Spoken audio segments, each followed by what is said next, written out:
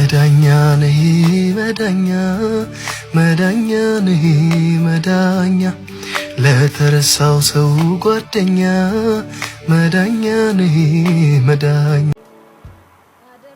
የንጹህ በግ ደም ለምን አስፈለገ? የንጹህ በግ ደም ለምን አስፈለገ? ሌላ ቤዛ የሚሆን ከፍጡራን መሃል ከነበረ የንጹህ በግ ደም ለምን አስፈለገ?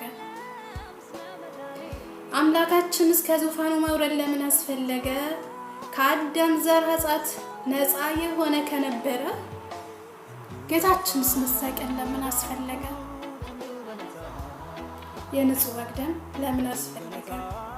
ሰውም እንደሌላ አይቶ ሁሉ ከኃጢአት ስር ስለነበረ መጣ።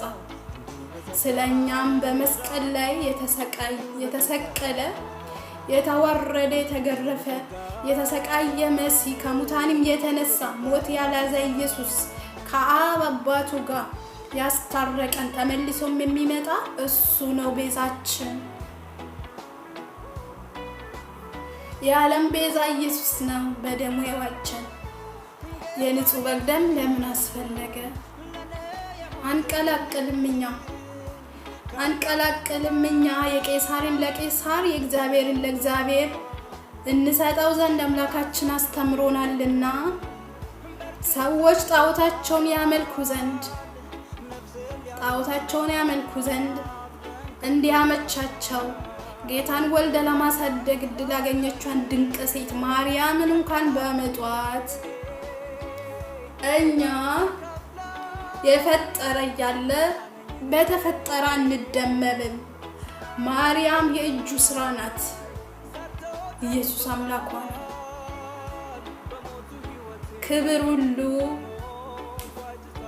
ለዓለም ቤዛ ለኢየሱስ ይሁን። ፍትህ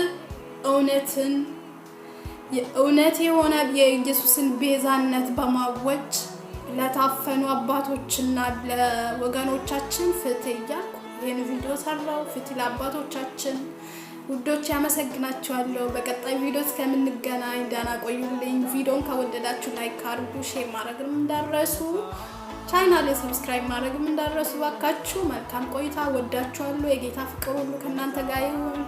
ደህና ሰንብቱልኝ። የንጹህ በግ ደም ለምን አስፈለገ? መዳኛ ነህ መዳኛ መዳኛ ነህ መዳኛ ለተረሳው ሰው ጓደኛ መዳኛ ነህ መዳኛ።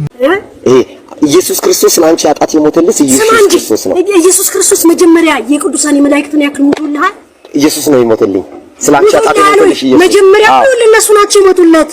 ማን ነው የሞቱለት? ቅዱሳን መላእክት ናቸው የሞቱለት። ለማን? ለኢየሱስ ክርስቶስ ለድንግል ማርያም ስጋ። ከዛ ዋናም ይውልህ እንዳትሳሳት። አሁንም በምድር ስትበላ ኑረህ ሰው የሰው ልጅ ምንም ማዋቂነት የለውም። የሚያውቅ የድንግል ማርያም ስጋና ኢየሱስ ክርስቶስ ናቸው። አዳኝ ማን ነው? አዳኝ የድንግል ማርያም ስጋ። እኔ ልንገርሽ፣ እኔ አንዱን ልትልንገርሽና አላውቅም ራሱ ክርስቶስ ሲፈትነው ማለት ነው። ይሄንን እስቲ ዳቦ ይሄንን ወርቅ አርግ እያለ ነበር ሲፈተን የነበረው። ስለዚህ ጥቅስ እያወጣን እየተፈታተነ ከምንኖር አንድ ላይ ሆነን የሰው ልጆች በሙሉ የሞተው የዓለም መድኃኒት ክርስቶስ መድኃኔዓለም ነው። እሺ ስላንቺ ኃጢአት የሞተልሽ ኢየሱስ ክርስቶስ ነው። የድንግል ማርያም ስጋ የእናቴ የእመቤቴ ማርያም ስጋ ነው። ከሷ ሲወለድ ተዳስቷል፣ ታይቷል። ከሷ ካልተወለደ ግን ከኔ ከመንፈስ ቅዱስ ከድንግል ስጋ ካልወሰደ ግን ኢየሱስ ክርስቶስ መቼም ድረስ ሊታይ አይችልም። አንቺ ማነሽ? እኔ ማንነቴን አላውቅም። የሚያውቀው እግዚአብሔር የድንግል ማርያም ስጋ ብቻ ነው። ስማ፣ እግዚአብሔር አምላክን አላውቀው። ወላዲተ አምላክ ካልተወለደ መቼም ድረስ አላውቀው። ምን ይባል? ሰማችሁ ወገኖች? እነዚህ አሁን መምህራን የሚባሉት የሚሉትን ነው ሴትዮዋ የምትለው። የማርያም ስጋ ነው የምትለው። የሚያስጠኗቸው ይሄንን ነው። ይሄ ምን አይነት ትምህርት ነው ወንድሜ? ኢየሱስ ክርስቶስ አድኖኛል ብሎ እንኳን ለመናገር እዚህ ያንቃቸዋል። አሁን እቺ ምስኪን ሴት ናት። ነገር ግን አየው በዓለም የሚሰራው መንፈስ እንዴት ህዝቡ ላይ እንደተጠመጠመ እንደ እባብ በዚህ ነው የምታየው። ኦርቶዶክሳዊ የምትለው በሙሉ አሁን እንዲህ አይነቱን ትምህርት ይዞ ነው የተቀመጠው። አይሰማም፣ ወንጌል የሚነገረውን አይሰማም። ይሄ ክርስቶስ ተቃዋሚ መንፈስ ነው። መምህራን የሚባሉትም ማርያም ከሞት ተነስታ አርጋ በአብ ቀኝ ተቀምጣለች። ስለኛ የምትማልደው እርሷ ናት።